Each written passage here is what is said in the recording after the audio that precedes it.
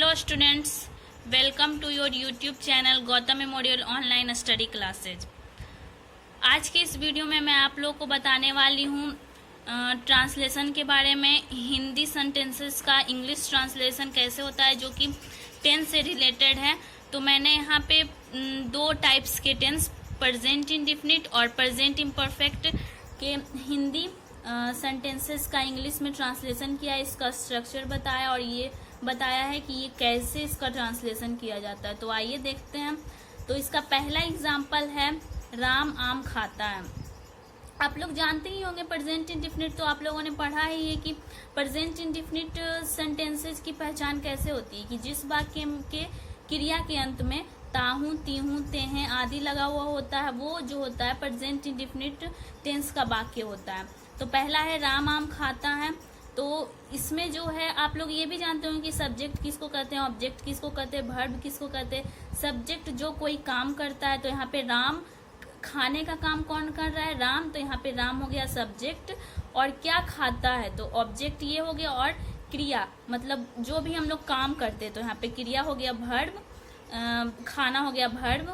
तो यहाँ पे इसका प्रेजेंट इंडेफिनिट का स्ट्रक्चर होता है सब्जेक्ट प्लस V1 या V5 प्लस ऑब्जेक्ट।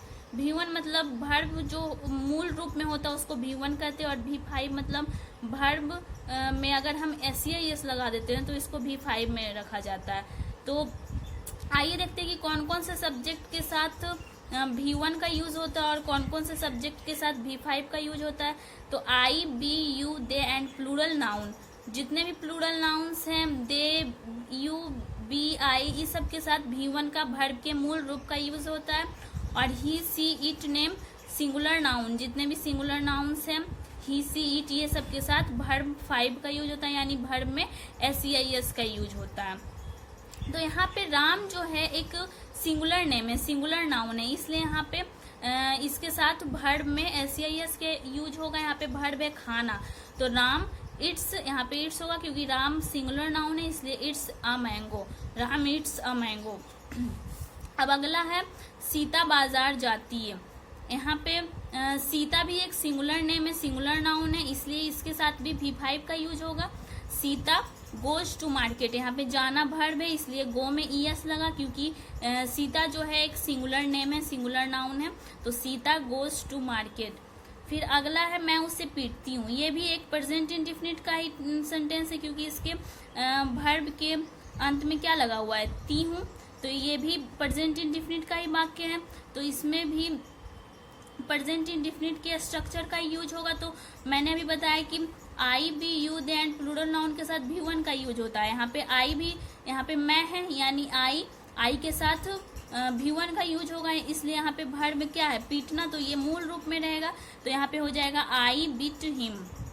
अगला है वह कौन है, वह कौन है, तो इसमें क्या होगा, ये एक WH क्वेश्चन वर्ड मतलब इंट्रोगेटिव सेंटेंस इसको बोल सकते हैं। तो यहाँ पे इसका स्ट्रक्चर देखिए क्या होता है, WH question word plus HB plus S plus PV plus object plus question mark, मतलब हेल्पिंग वर्ब HB और principal verb WH question word पहले आएगा, उसके बाद हेल्पिंग वर्ब आएगा, फिर सब्जेक्ट आएगा, फिर प्रिंसिपल वर्ब आएगा। तो यहाँ पे देखिए वह कौन है, तो पहले WH क्वेश्चन वर्ड है कौन, कौन का इंग्लिश होता है हु, और उसके बाद फिर क्या आएगा, हेल्पिंग वर्ब, इसलिए यहाँ पे हेल्पिंग वर्ब है इज, फिर उसके बाद सब्जेक्ट, तो वह है सब्जेक्ट ही, क्वेश्चन मार्क। यहाँ पे कोई प्रिंसिपल वर्ब नहीं है इसलिए इसको नहीं डालेंगे। तुम क्यों बाजार जा रहे हो, ये भी एक इंट्रोगेटिव सेंटेंस है और ये प्रेजेंट इम्परफेक्ट का इंट्रोगेटिव सेंटेंस है। तो इसका स्ट्रक्चर मैंने लिख रखा है। इसका स्ट्रक्चर क्या होता है, सब्जेक्ट प्लस, पहले प्रेजेंट इम्परफेक्ट का स्ट्रक्चर क्या होता है, subject plus is MR plus V4 यानी V प्लस ING जिसको कहते हैं प्लस ऑब्जेक्ट। और इसके इंट्रोगेटिव सेंटेंस का स्ट्रक्चर क्या होता है, WH question word plus helping verb plus subject plus principal verb plus object plus question mark. तो यहाँ पे WH क्वेश्चन वर्ड क्यों है, तो क्यों का इंग्लिश अर्थ क्या होता है, वाई, और यहाँ पे यू है सब्जेक्ट, यू के अनुसार इसका हेल्पिंग वर्ब क्या होगा, आर, वाई आर यू। और प्रेजेंट इम्परफेक्ट में क्या होता है, V4 का यूज होता है, V प्लस ING। यहाँ पे वर्ब जो है जाना है, इसलिए यहाँ पे गो में ING लगा, यानी why are you going to market, तुम बाजार क्यों जा रहे हो या तुम क्यों बाजार जा रहे हो। अगला है 6 नंबर, मैं अपना काम कर रही हूँ। ये भी प्रेजेंट इम्परफेक्ट का सेंटेंस है। तो इसका स्ट्रक्चर देखिए क्या होता है, subject plus is am are plus V4 plus object. इसका स्ट्रक्चर मैंने पीछे भी बताया था कि ये प्रेजेंट इम्परफेक्ट कब आके, क्योंकि इसके वर्ब के लास्ट में क्या लगा हुआ है, रही हूँ, रहा हूँ, रहे हैं, यहाँ पे रही हूँ है, मैं अपना काम कर रही हूँ। तो यहाँ पे इसके अकॉर्डिंग स्ट्रक्चर, इसके अकॉर्डिंग सेंटेंस बनेगा। तो क्या, यहाँ पे सब्जेक्ट है आई के अनुसार हेल्पिंग वर्ब क्या होगा, एम होगा। फिर उसके बाद V4 यानी V प्लस ING। तो यहाँ पे वर्ब क्या है, करना, काम कर रही हूँ, करना। तो यहाँ पे होगा आई एम डूइंग अपना काम, तो माई वर्क। आई के अनुसार इसका अपना क्या होगा, माई होगा, इसलिए I am doing my work. अगला है रोहन वहाँ जाता है। ये एक प्रेजेंट इंडिफिनिट टेंस का वाक्य है, क्योंकि इसके वर्ब के लास्ट में क्या लगा हुआ है, ताहू तीहू ते हैं। तो यहाँ पे रोहन वहाँ जाता है। रोहन एक सिंगुलर नेम है, इसलिए इसके साथ V5 का यूज होगा, यानी वर्ब प्लस SEIS का यूज होगा। तो यहाँ पे क्या हो जाएगा, रोहन गोज देयर, रोहन वहाँ जाता है। अगला है 8 नंबर, मैं उससे कहती हूँ। मैं उससे कहती हूँ, ये भी प्रेजेंट इंडिफिनिट का ही सेंटेंस है, क्योंकि इसके वर्ब के अंत में टी है लगा हुआ है। तो मैं उससे कहती हूँ, यहाँ पे मैं सब्जेक्ट है, इसलिए मैं के अनुसार यहाँ पे V1 होगा। तो आई टेल हिम, कहना का इंग्लिश अर्थ होता है टेल, तो आई टेल हिम। अगला है सीता कहाँ है।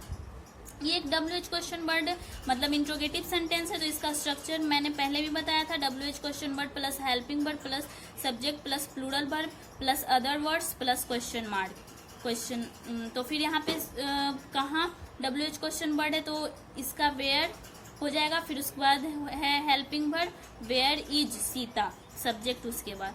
फिर अगला है तुम क्या करते हो। ये भी WH क्वेश्चन वर्ड है, ये भी इंट्रोगेटिव सेंटेंस है। ये प्रेजेंट इंडेफिनिट का इंट्रोगेटिव सेंटेंस है, क्योंकि इसके बाकी के लास्ट में क्या लगा हुआ है, ते हो। तो इसका उसके अकॉर्डिंग बनेगा। तो यहाँ पे प्रेजेंट इंडेफिनिट में जो इंट्रोगेटिव सेंटेंस में जो हेल्पिंग वर्ब होता है उसको डू या डज मानते हैं। तो यहाँ पे यू के अनुसार डू लगेगा, इसलिए व्हाट डू यू डू। अगला है वह वहाँ क्यों जा रही है। ये जो है प्रेजेंट इम्परफेक्ट का इंट्रोगेटिव सेंटेंस है। तो उसके अनुसार स्ट्रक्चर क्या होता है, WH question word plus is am are plus subject plus V4 plus other words plus question mark. तो यहाँ पे WH क्वेश्चन वर्ड क्यों है, वाई इज, यहाँ पे सी है जो सी के साथ इज का प्रयोग होता है, इसलिए वाई इज सी। और यहाँ पे प्रेजेंट इम्परफेक्ट में V4 का यूज होता है। यहाँ पे वर्ब क्या है, जाना। तो यहाँ पे going there, why is she going there. अगला है हम लोग क्रिकेट खेलते हैं। ये कौन सा टेंस है, ये है प्रेजेंट इंडेफिनिट का टेंस, क्योंकि इसके वर्ब के लास्ट में क्या लगा हुआ है, ते हो, इसलिए हम लोग क्रिकेट खेलते हैं। इसलिए इसका क्या होगा, बी के साथ मैंने बताया था कि V1 का प्रयोग होता है, वर्ब के मूल रूप का प्रयोग होता है। यहाँ पे वर्ब क्या है, खेलना है, खेलना वर्ब है, इसलिए यहाँ पे होगा बी प्ले क्रिकेट। अगला है 13 नंबर, वे लोग सुबह टहलने जाते हैं। ये जो है ये भी प्रेजेंट इंडेफिनिट का ही सेंटेंस है, क्योंकि इसके वर्ब के लास्ट में क्या लगा हुआ है, ते हो। तो यहाँ पे हो जाएगा दे। यहाँ पे V1 का यूज होगा, क्योंकि मैंने बताया था कि I we you they and plural noun के साथ V1 का यूज होता है, इसलिए they go to walk in the morning. वे लोग सुबह टहलने जाते हैं, यहाँ पे मे छुपा हुआ है, इसलिए यहाँ पे इन द मॉर्निंग होगा, they go to walk in the morning. अगला है रीता पौधों को सींचती है। ये भी प्रेजेंट इंडेफिनिट का सेंटेंस है, क्योंकि इसके वर्ब के लास्ट में भी क्या लगा हुआ है, ती है। मैंने बताया था कि जिस वाक्य के वर्ब के अंत में ता हूं ती हूं ते हैं लगा हुआ होता है, वो क्या होता है, प्रेजेंट इंडेफिनिट टेंस का होता है वाक्य। तो यहाँ पे है रीता पौधों को सींचती है। सींचना का इंग्लिश क्या होता है, इरिगेट। यहाँ पे रीता सिंगुलर नाउन है, सिंगुलर नाउन के साथ V5 का यूज होगा, इसलिए रीता इरिगेट्स प्लांट्स, रीता पौधों को सींचती है। लास्ट क्वेश्चन, वह फल लाता है। ये भी प्रेजेंट इंडेफिनिट का सेंटेंस है। तो यहाँ पे वह ही के अनुसार क्या होगा, V5 का यूज होगा, ही ब्रिंग्स फ्रूट्स, वह फल लाता है।